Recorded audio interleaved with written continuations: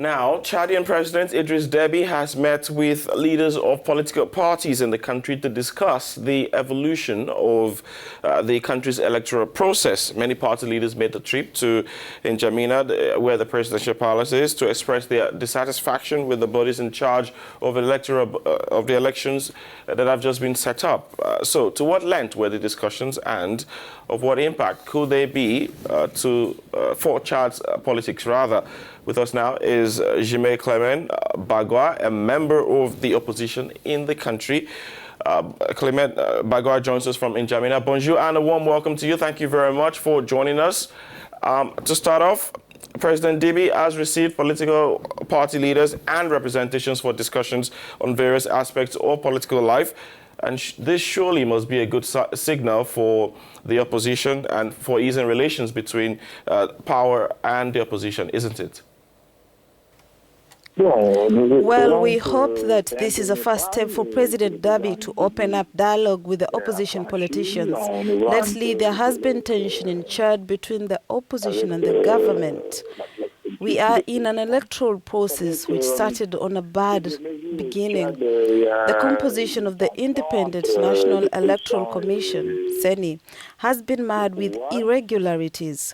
The opposition parties have been demanding for equal treatment with the ruling party by the CENI, guaranteeing transparency and among other issues.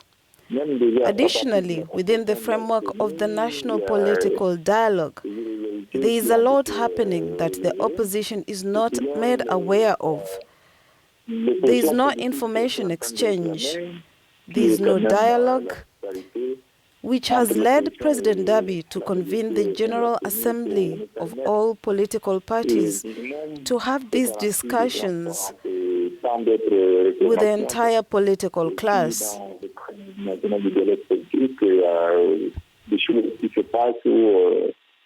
La classe politique de l'opposition n'est pas du tout informée, il n'y a pas d'échange, il n'y a pas de dialogue. Et cela a amené le président Deby à convoquer une assemblée générale des partis politiques et d'échanger avec l'ensemble de la classe politique. President Deby has made many commitments to some of your demands. Has that reassured you? Well, it is expected that the head of state will keep true to his word. We hope for his words to be translated into action. It is not President Deby's first promise, so it does not reassure us. For the time being, we are aware that we have to wait for the President of the Republic to keep his word. Dire qu'il faut attendre le président de la République par rapport à sa déclaration d'hier. Among the president's, one of the president's commitments is the impending payment of subsidy to political parties. What do you make of this? I think the good news for the opposition would be the transparency and credibility of future elections, not a subsidy. Imagine a subsidy that lasts 5 or 4 years. It cannot solve the problems of political parties. It does not allow political parties to function. First of all, it is a very small subsidy. Almost negligible, because it does not allow you to support a political party for 1 year.